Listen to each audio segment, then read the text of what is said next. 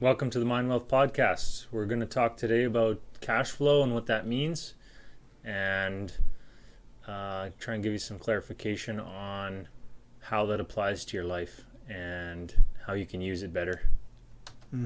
All right. So this idea of cash flow, we've talked about a whole bunch of different times throughout different videos, but we haven't gone in depth about what it really means. So I wanted to have a discussion starting with Alan because he's always talking about cash flow. What does a cash flow mean to people, as a regular employee type person or as a business owner? What does cash flow mean? Well, I'll go right back to the beginning. I'm going to say in 1984, 1986, I took a course called Tax, and it was all about cash flow.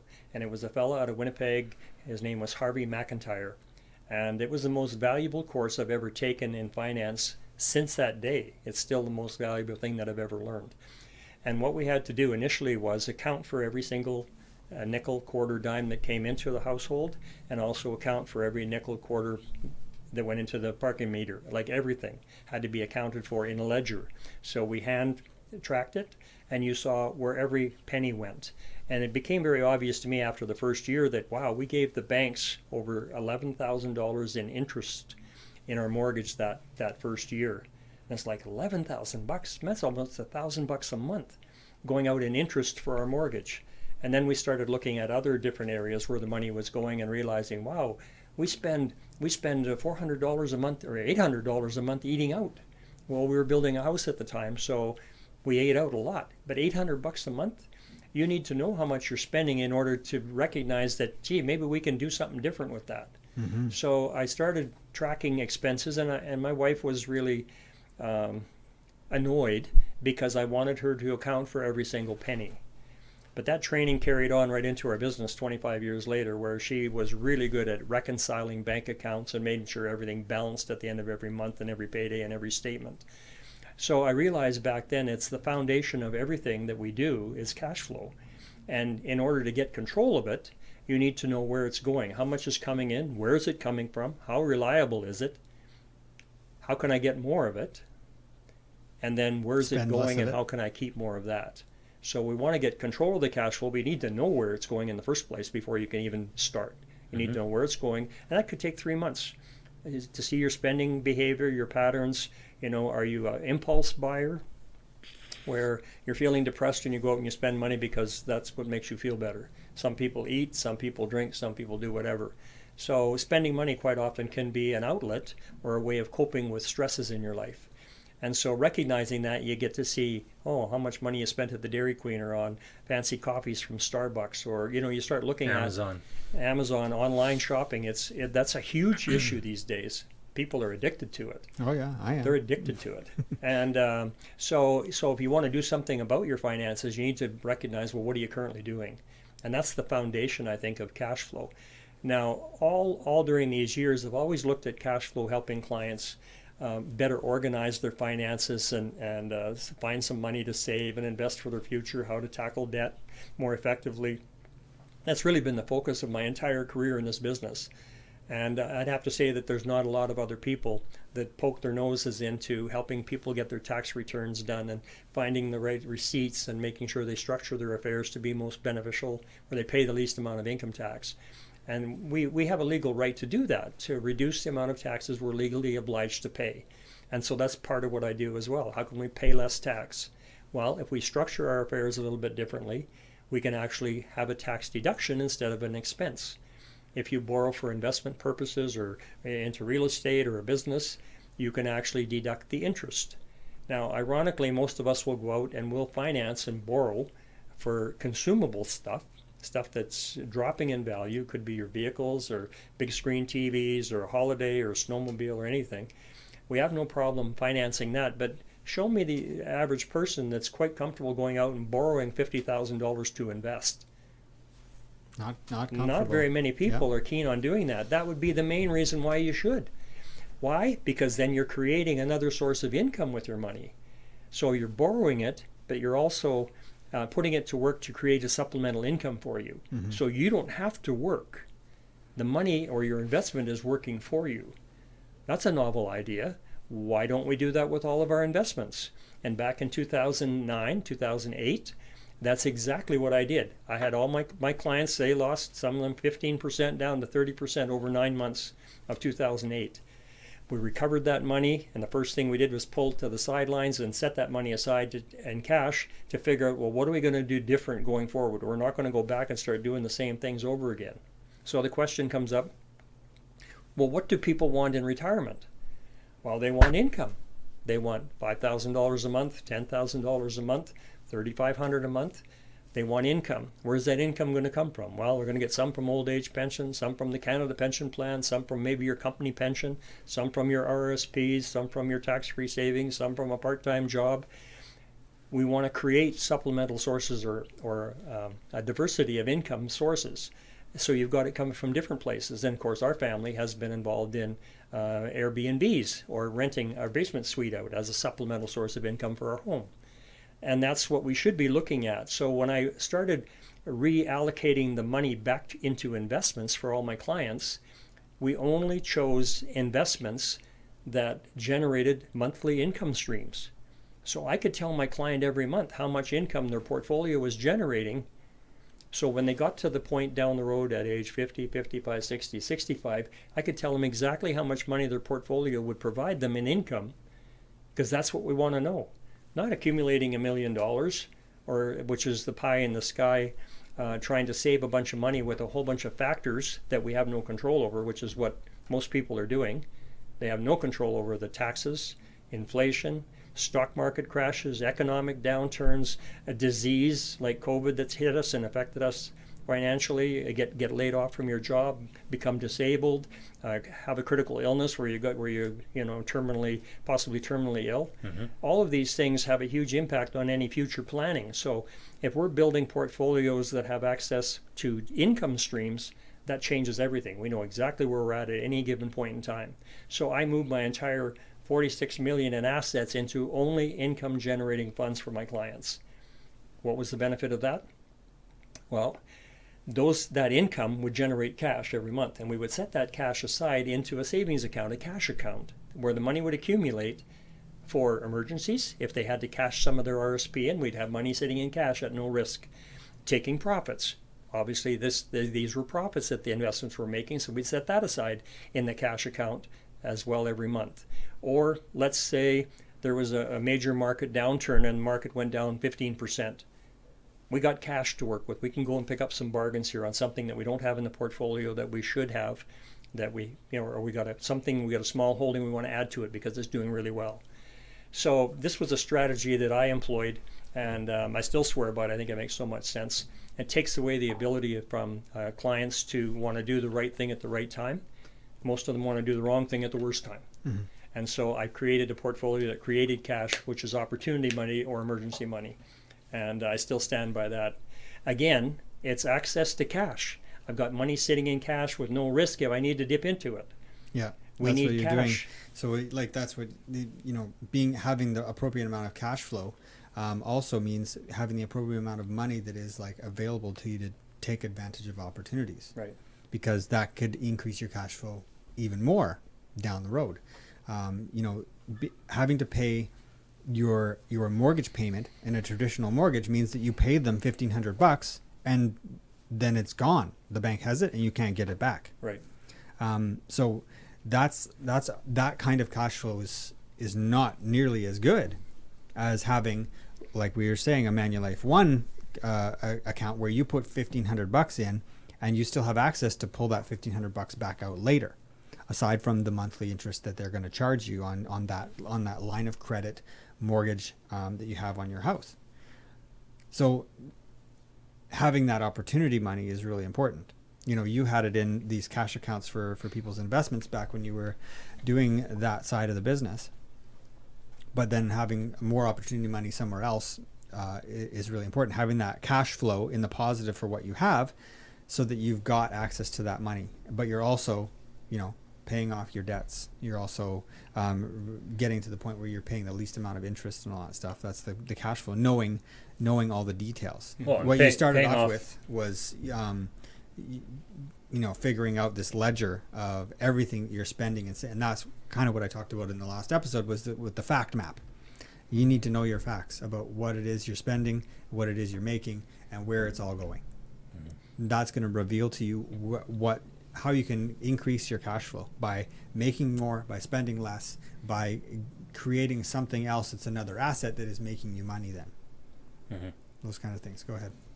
I was just going to say that, like, it's important to remember that any debt you have that is making you more than the interest you're paying on it, that you don't have to work for to pay it back.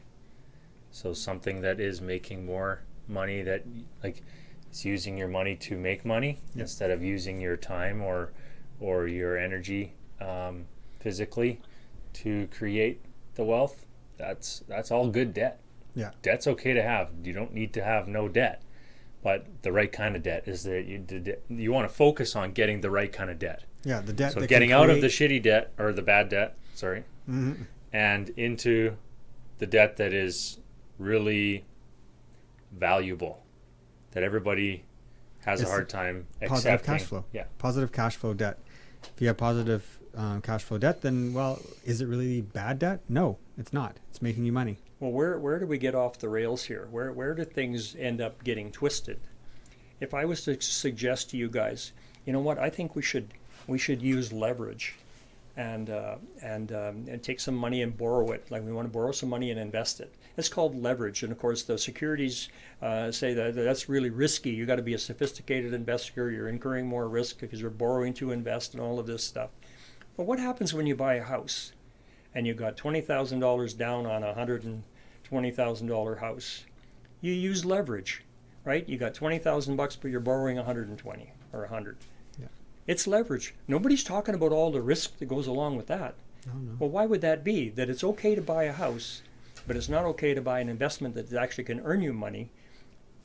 It's the same thing. It's the same, we've talked same about this payment, before. same bill, everything. Yet it's one is so risky and the other one isn't. Right. Well, that's totally opposite. We should, if we started saving and investing at the start and leveraging into more and more, you would enjoy compounding over the course of 20, 25 years. You would see your money growing because you put some money to work early. Yeah. You didn't spend it. We're taught to spend all our money, our consumables, and we make more money, we spend more, we move into a bigger house, a nicer car, nicer clothes, we go on more holidays, we consume it. We don't make some concessions early on in our savings to put that money to work to start building some wealth for us down the road. Mm-hmm. So why is it important to have access to money? Quite often, you pay your mortgage down at the bank, and then you need money to go buy a car. So you paid the bank back principal, and they've got that money available to them to lend back out to you, and say, well, we'll give you a car loan. It's your own money that you had in your house that you paid back to them that they're going to lend back to you and your family. And so they're lending the money and leveraging it and multiplying it times 10 when they lend it back out. So they're doing really well with the money. Why don't we set up our own system, like becoming your own banker? Like, per se, that's exactly what we would like to be, is be our own banker. So we put the money into our own little vault, our savings account, our banking system, where we can get at it when we need it without having to qualify, without having to apply. No credit checks. It'll make some big long list of reasons why you want the money. No income verification, nothing. You need the money, you get to use it, and you don't have to qualify. I see so many places where people are locked into their mortgages. They can't get the money back until they sell the house or refinance, or they've got it into the Canada pension plan, can't get at that, or it's in a company pension plan, they can't get at that till they're 55, 60, 65 years old. That may not be appropriate for you. You might need that money because of a family emergency, because of sickness, because of job loss. And if you got all your money going in these other places where you have no access to it, what good is that? What good is it? Who cares about retirement if you got a terminal illness when you're 55? Like, who cares? Who cares about long-term planning? You're trying to figure out how I'm going to get through the next 6 months and feed the family and pay your heating bills. Yeah, and have a good quality of life or whatever that exactly. might be. So that's important that we design our finances to have access to that. Now, hardly anybody's out there teaching that. No. This is what we've been doing for years. We use a line of credit type account, and I'll mention the name because it's You can get them at all the banks, but the one we use and like is Manulife Bank. Their Manulife One product is a line of credit, and your house is the collateral. For a financial advisor, this is a phenomenal toolbox to get our cash flow back under control, unify other debts and get them under one place at the lowest interest rate, simple interest, not compounded in advance, where we can use all the money flowing through our hands to reduce the cost of borrowing rather than just the monthly payment that most people are making. It makes a huge difference. Well, you can pay it down as quickly as you want too. That's the other Pay thing. down as quick That's as the you other want thing or that advance is it. worth mentioning about this, and this is where like so valuable to me as a business owner, because I don't have regular cash flow. The way that my business works is that there's projects, and sometimes they take a long time, and sometimes they they're large projects, and maybe I have it set up for the payment terms to have me some cash flow, but really when it all is said and done, I still have huge shifts in time where I don't have any money, and then all of a sudden I have a ton of money coming in as revenue for the business. So in a traditional mortgage, even if it has this home equity line of credit thing that comes along with it, you still have your mortgage payment that you pay, that whatever that is monthly. They still have your terms set for what that is, and as soon as you pay that payment, then you'll unlock some more room in your line of credit. But the Manulife One is different. Is like I could literally just take a whole bunch of money that I receive as profits from my business when I'm ready to take an income, and I can drop all of it into my Manulife account and immediately save on interest. Reduce my debt immediately until I need to go and use that later. So I could make $20,000 in 1 month, and I could drop the whole $20,000 in there, and I would immediately pay less interest on that right away until I need to go and use it. And I, spend $3,000 a month on my general expenses for food and lodging and gas and hydro and like all these different things. So the ability for me to do that is saving me a ton of money, as long as I have the right mentality, as long as I use it the right way, and as long as I don't just go and take all those profits that I made and go and buy myself something else that is going to give me negative cash flow instead of positive cash flow. Well, what's the hardest thing for most people to do when they get into financial difficulty, and maybe they're off work and they're on disability or they're on sick leave and they're not making as much money? Typically, they have to go back into the bank and renegotiate a loan, renegotiate a mortgage, because they're not able to maintain their commitments. By having the type of line of credit that we recommend with Manulife, you don't have to do that. It's pre-set up. Initially, when you set it up, you can access the money. You don't have to ask anybody anything. You don't have to make any payments. The interest gets just accrued to the account every month, so you don't even have to make any payments as long as you got the room, the room in the equity. And so that gives you a lot of flexibility. And we have had a family member who exercised that option. He was off sick for almost 2 years, and thankfully he had this line of credit set up on his house where he could access it to weather through the storm and didn't have to change anything. It was a lifesaver. And so we realized the value of having access to cash without having to qualify or apply for it is paramount in all the different things that can go wrong in our lives, especially this past year. So many people are realizing, like, wow, sure didn't count on that. So the one thing about cash flow is knowing what's coming in, what's going out, and actually being able to track all that stuff. And the other side of it is having the right tools at your disposal to be able to handle fluctuations and changes and unforeseen circumstances, so that you can still maintain what you need if your cash flow changes.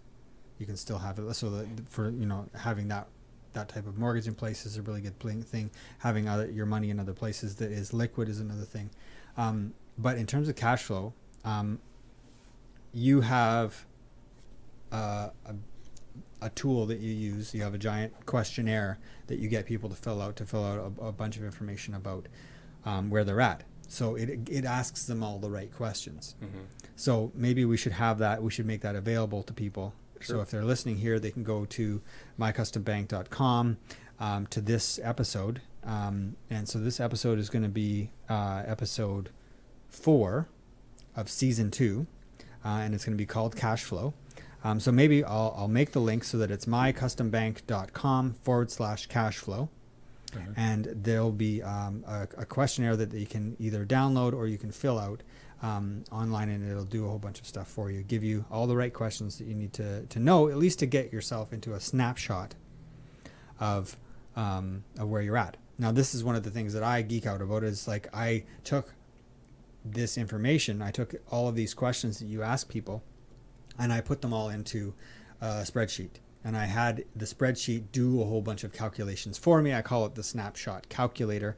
And that's something that Alan uses when he's talking to people on the phone, when he's doing a phone interview with them, or in person, and being able to fill this information into the spreadsheet and then have it give you a whole bunch more numbers. It automatically adds up a bunch of numbers. It automatically figures out what your monthly expenses are and your monthly income is, and your yearly stuff, and what you can expect.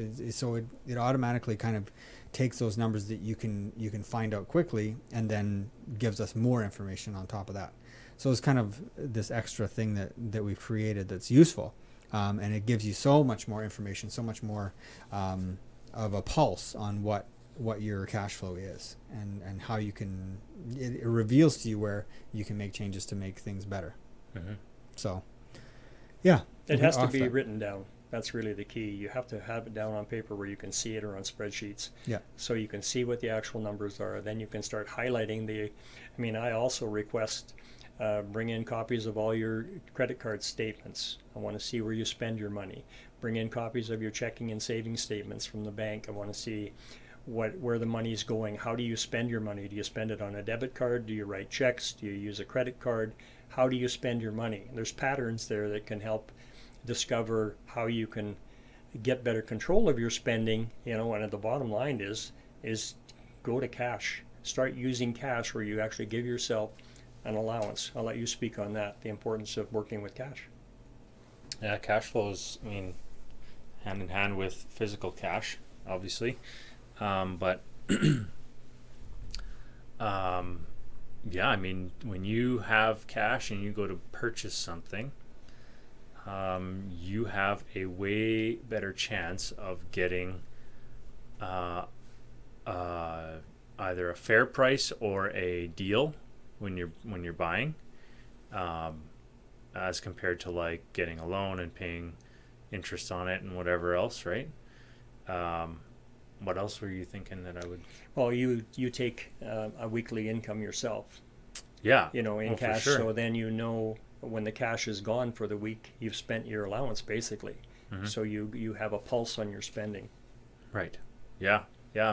The number one thing that I changed this year that's impacted my life dramatically and financially is I started paying myself first out of anybody in my business, and who I owe money to, suppliers, whatever. I guarantee that I pay myself a set amount every Monday morning. I transfer it, no matter how my bank account looks, because it's shifted my mind frame of how I look at making money, and that if the king don't eat, the kingdom falls.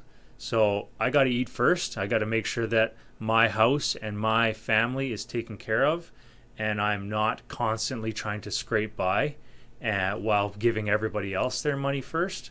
I want to make sure that I'm taken care of first, because then it's going to relieve the pressure at home of not having enough to be able to create a lot more in my business. That's the shift that I had that has been blowing my mind for the last 3.5 months, where I can't believe where I've got to in such a short amount of time, and it's been really, really impactful.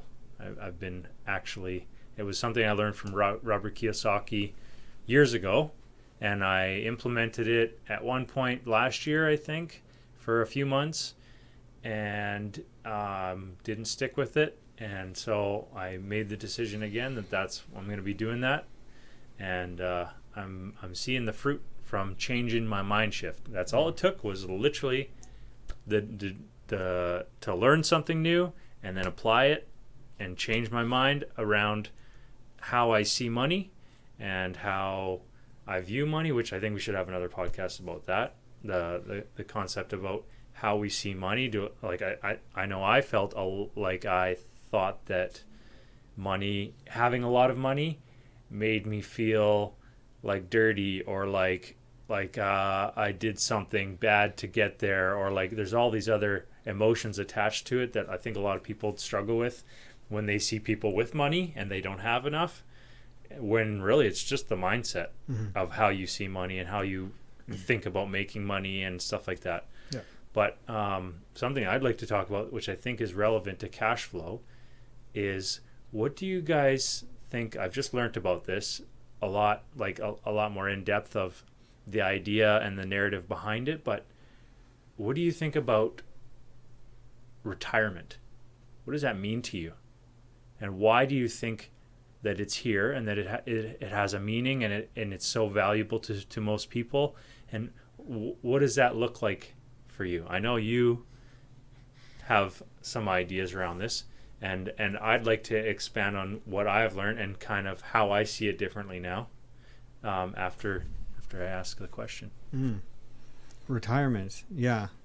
Well, the word means to like move on to something else, retiring this and starting this, and for a lot of people that have the idea of retirement, they're thinking, well, that's when they stop working and they start just having the remainder of their life to do whatever. But that's for people.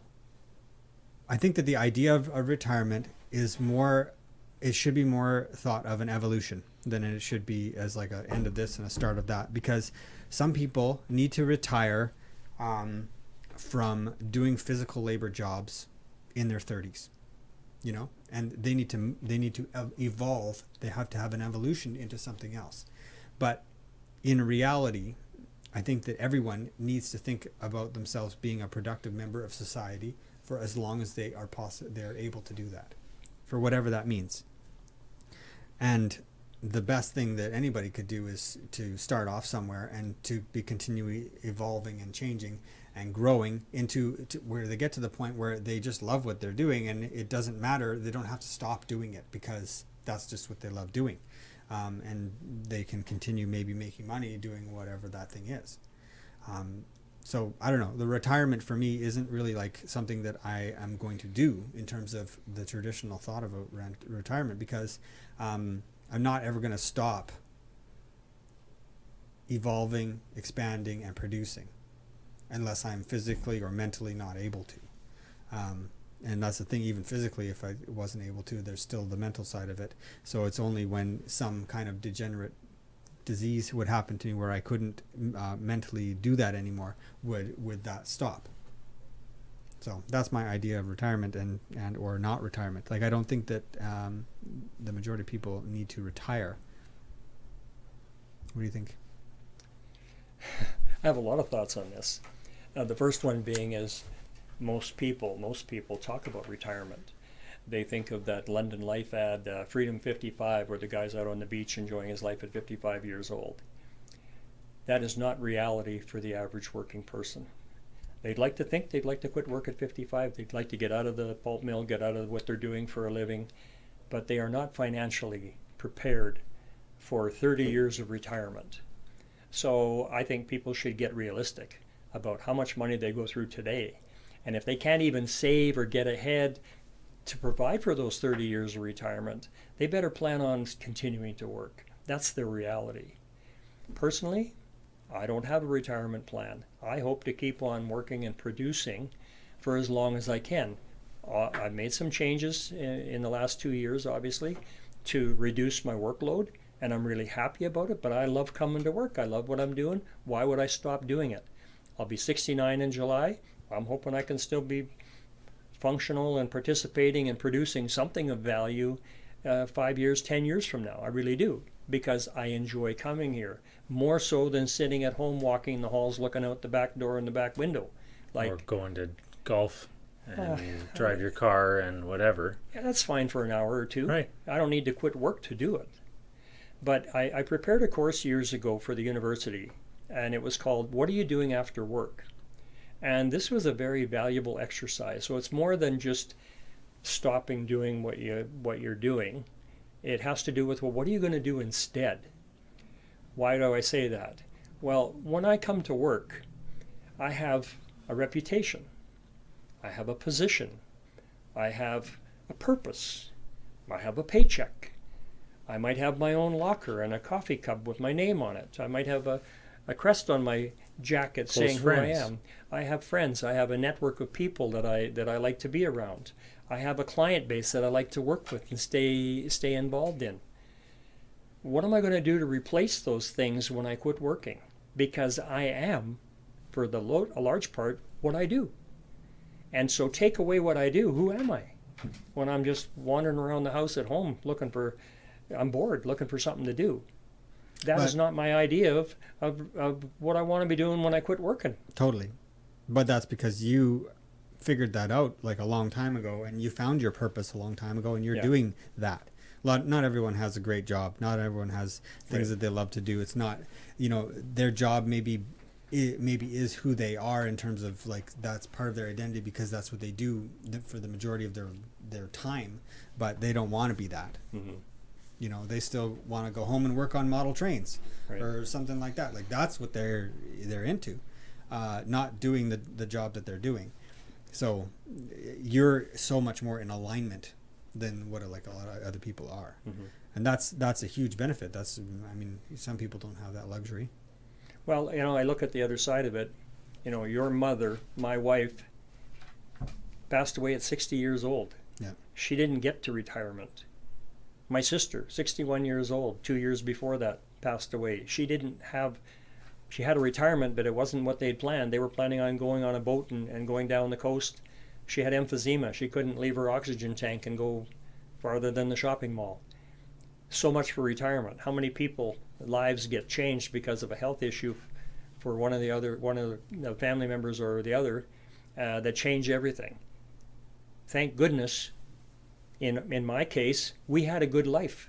We traveled, we did lots of fun stuff, we raised 3 wonderful sons, we've got grandchildren we love and care for. We had a good life. I have no regrets.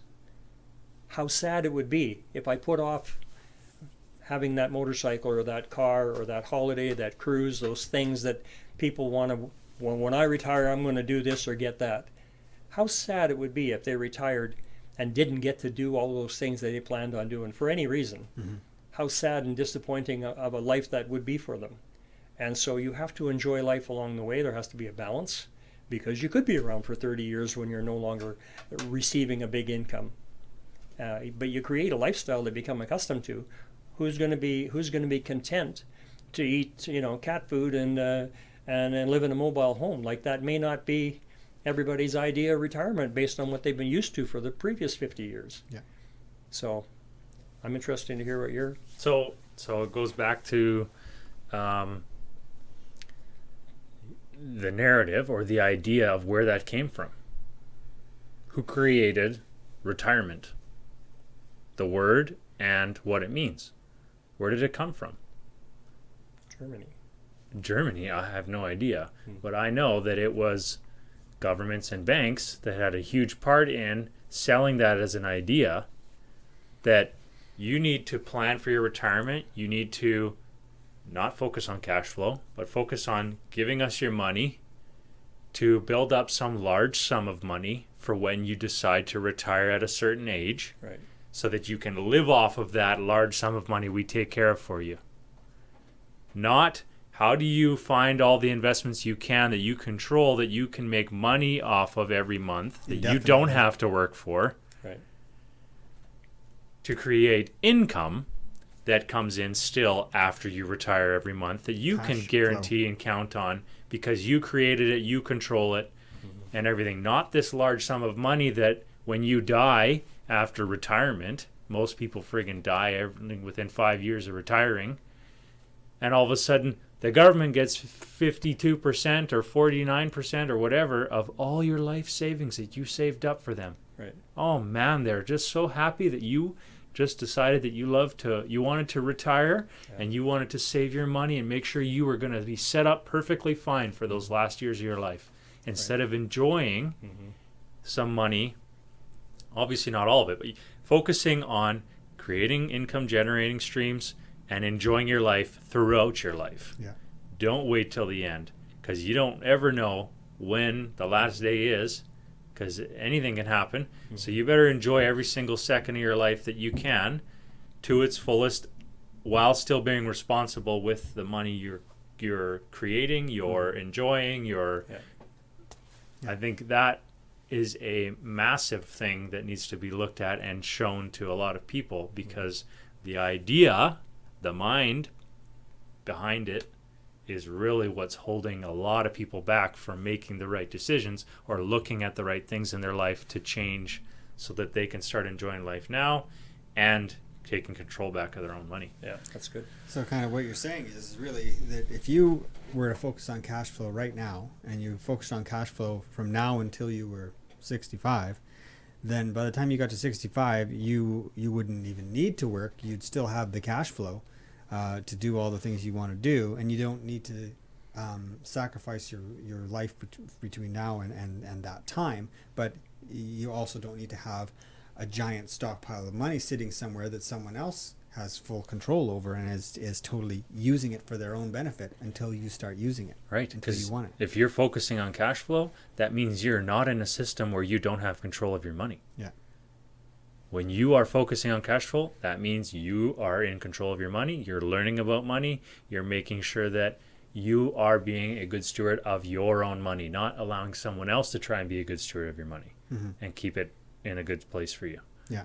So a good start for that is mycustombank.com/cashflow. I'll make sure I have that. I'll have that PDF there, as well as you can fill out the online one if you want to.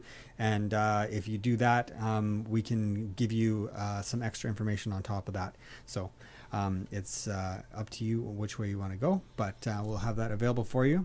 So if you want to learn how to take control of your cash flow and bring some new ideas into your life and do that, give us a call, go on our website, contact us, come in and see us. We'd love to share what we've learned and get you on your way. Yep. That's my passion. That keeps me coming to the office every day. Mm-hmm. You know, the best advice in the world has no value if it's not implemented. And, you know, we feel that what we've learned over the years is valuable advice. But surprisingly, a lot of people aren't asking for it because they don't know what we know. And so part of our responsibility, my responsibility going forward, is education, helping educate our families and our friends and our clients about an alternative way of managing their finances, which really goes against the grain of conventional financial planning, conventional banking, conventional pensions. It goes against that, and we have some alternatives to consider that we believe are one of the best kept secrets in the financial world. And unless you have an interest in trying to find out, you'll probably never know because it won't be advertised on TV. However, we know that the wealthiest people in the country in North America are using different strategies than what the average person is using. They're paying less income taxes, they're living off of loans, they've got income generating investments, and they protect their wealth with insurance. One of the foundational things that they use is protecting all that they've built and all that they've saved by having it insured. Who talks about that? Mm-hmm. We talk about mortgage insurance and different types of insurance, but how about protecting your assets, protecting your income, protecting all that you built your whole life? Very few people most people overlook that. And that's another area that we've discovered just in the last 8 years, where you can put some of your family's wealth to actually store it tax protected, tax free, and be able to pass it on to your kids and your grandchildren tax free with no reporting to the government. I mean, it's a wonderful tool, but it's one of the best kept secrets in the insurance business as well as in the investment world. But the wealthy are using it, and we know about it. Mm-hmm. All right. That's the end of our cash flow episode. Thank you for listening. Time to start thinking wealthy.